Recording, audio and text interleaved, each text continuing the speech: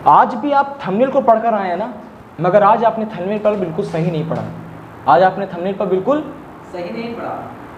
7 strategy नहीं बल्कि पूरी 10 स्ट्रेटजी देने वाला हूं। आज सुपर सेल्स मेथड बताने वाला हूं। नमस्कार साथियों, आज एक बार फिर मैं अक्षय श्रीवास्तव प्रेम पूर्वक आप सभी का अपने चैनल पर आज हार्दिक स्वागत करता हूं। एक के बाद एक ऐसी सुपर सॉलिड सेल्स टेक्निक्स आपको बताने वाला हूं, जिसके सुनकर, जिसको अपना कर आप भी सेल्स के बादशाह बनने वाले हो। तो इस वीडियो को फौरन लाइक कर दीजिए, बने रहिएगा मेरे साथ अंत तक। बढ़ता हूं अपने पहली स्ट्रेटजी की तरफ। मेरी पहली स्ट्रेटजी है कि कस्टमर को सामान तब बेचो, कस्टमर को सामान तब बेचो जब वो सामान आपको भी पसंद आए। एक कमान वन मोर टाइम, कस्टमर को सामान तब बेचो जब वो सामान आपको भी पसंद आए। ये नहीं कि हमको तो बस सामान बेचने से मतलब है, सामान बेच दो पैसा ले लो, ऐसा बिजनेस नहीं करना है, ऐसे सेल्स नहीं करनी है। कस्टमर को सामान तब बेचना जब वो प्रोडक्ट से आप खुद उसे यूटिलाइज करो, आप खुद उससे पहले फीडबैक लो कि वाकई में यार ये प्रोडक्ट बहुत अच्छा है, वाकई में ये प्रोडक्ट बहुत अच्छा है। अब तब जाके ये बिकेगा है जी, तभी तो मार्केट में उसकी वैल्यू बढ़ेगी ना। अब आपको पसंद नहीं है और आप बेचने निकले, ऐसा कैसे हो सकता है? ऐसी स्ट्रेटजी दुनिया में कोई और नहीं बताएगा। इसीलिए चैनल को सब्सक्राइब करके जरूर रखिएगा। बढ़ता हूं अपने दूसरे पॉइंट की तरफ। दूसरा पॉइंट मैं यहां पर रखना चाहूंगा कि कस्टमर से मीटअप का एक पर्टिकुलर टाइम बना लो जी। कस्टमर से मीटअप का एक पर्टिकुलर टाइम बना लो। मैं देखता हूं मेरी कॉलोनी में ज़्यादातर सेल्समैन कब आते हैं? दोपहर के वक्त, जब उनके पास टाइम होता है। और दोपहर में क्या होता है, यहाँ पूरा मोहल्ले में सन्नाटा होता है। अब वो तो चाहता है कि मैं कस्टमर को अट्रैक्ट करूं, हाँ, मगर कस्टमर डिस्ट्रैक्ट हो जाता है जी, कस्टमर को डिस्टर्ब कर देता है। आंटी जी सो रही हैं और उसने जाके बेल बजा दी, आंटी ये प्रोडक्ट ले लीजिए। आंटी करी कहाँ यार, भेजा पकाने आए हो, हम सो रहे थे, अच्छा खासा हमारा मूड ऑफ कर दिया तुमने, चलो जाओ यहाँ से, कुछ हमको नहीं खरीदना है।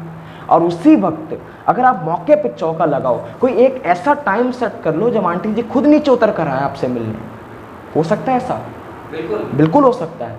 वो कैसे होगा मैं आपको बताता हूँ। देखिए, मोहल्ले में नोटिस करिए कुछ चीज़ों को। एक ऐसा टाइम कि जब पूरे मोहल्ले वाले घर के बाहर हो है जी, कोई गपशप कर रहे हो, कोई मीटअप कर रहे हो, कोई बातचीत कर रहे हो, बच्चे सड़क पर खेल रहे हो, तब आप अपना सामान लेकर आओ।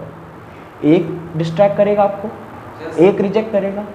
और होता क्या है, जब आप एक को कस्टमर को अपना सामान दिखाने जाओगे, 10 लोग अपने आप आ जाएंगे आपको देखने। और एक नहीं लेगा तो 9 के 9 तो आपसे सामान लेंगे। इससे कहता है हमारी दूसरी बिजनेस स्ट्रेटजी, दूसरी सेल्स स्ट्रेटजी।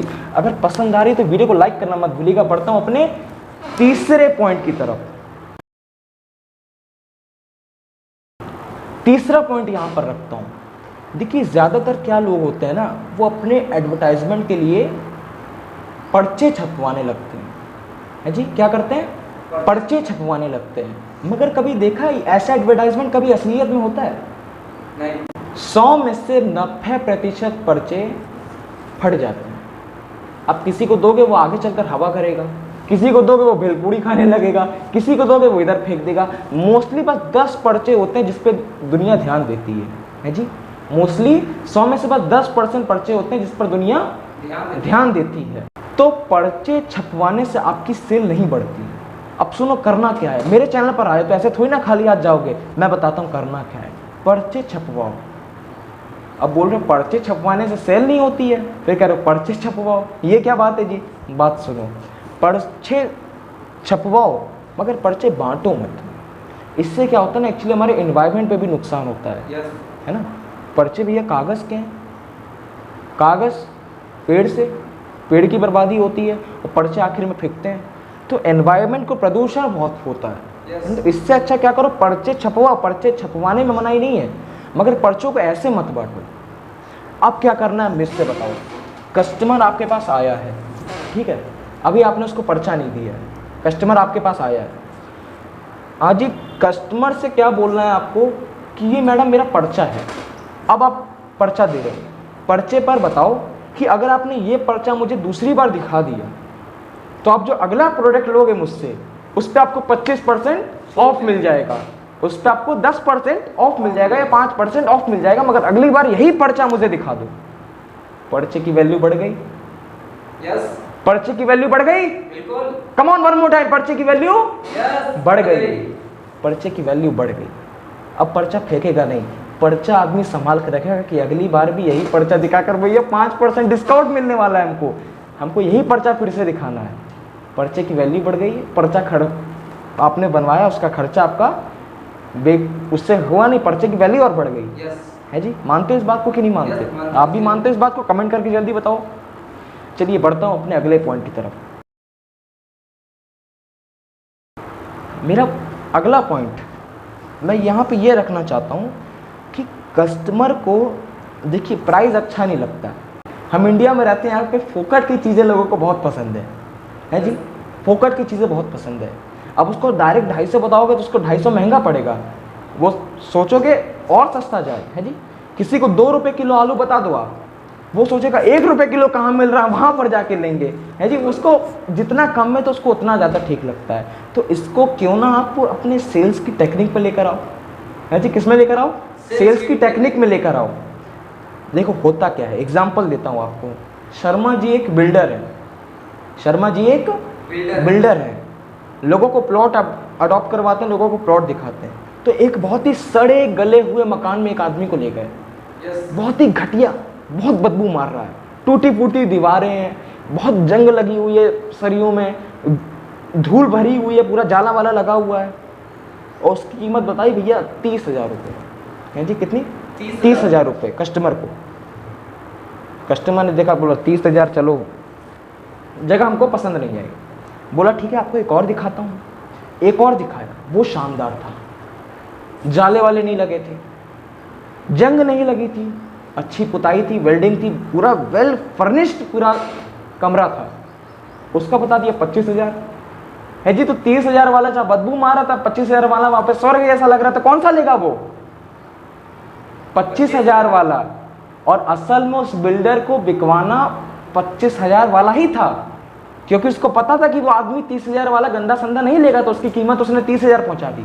मगर 25,000 वाला उसको बिकवाना था, तो उसने उसको ऐसे बिकवा दिया। ये क्या होता है? सेल्स टेक्निक्स होती है, सेल्स उसने कैसे बढ़ा दी अपनी, ऐसे आप भी सेल्स बढ़ा सकते हो। एक आइडिया आपको और बताता हूँ। कस्टमर आपके सेंटर पर आया, आपकी शॉप पर आया, या आप कस्टमर तक गए, जो भी हो, आपने अपना प्रोडक्ट दिखाया, बहन जी ये प्रोडक्ट 2,500 रुपये का है। बहन जी डर कर भैया 2,500 रुपये का प्रोडक्ट भैया हम नहीं ले पाएंगे यार। बोला ऐसा सेम टू सेम प्रोडक्ट, क्योंकि हम आपके पास आए हैं, आप हमारी कस्टमर बनने वाली हैं, आप हमारी टीम में आने वाली हैं, तो ये 2,500 का प्रोडक्ट एकदम same to same, same quality, same product, same quality एकदम हम आपको 250 में दे रहे हैं।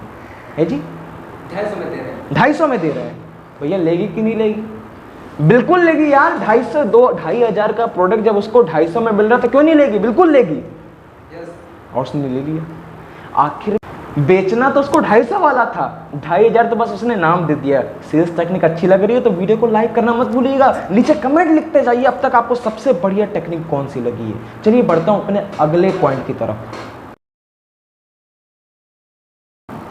चलिए बढ़ते हैं अपने अगले पॉइंट की तरफ। अगला पॉइंट मैं यहाँ पर रखना चाहता हूँ कि कस्टमर को हमेशा वो सामान बेचो जो कस्टमर को वास्तविकता में चाहिए।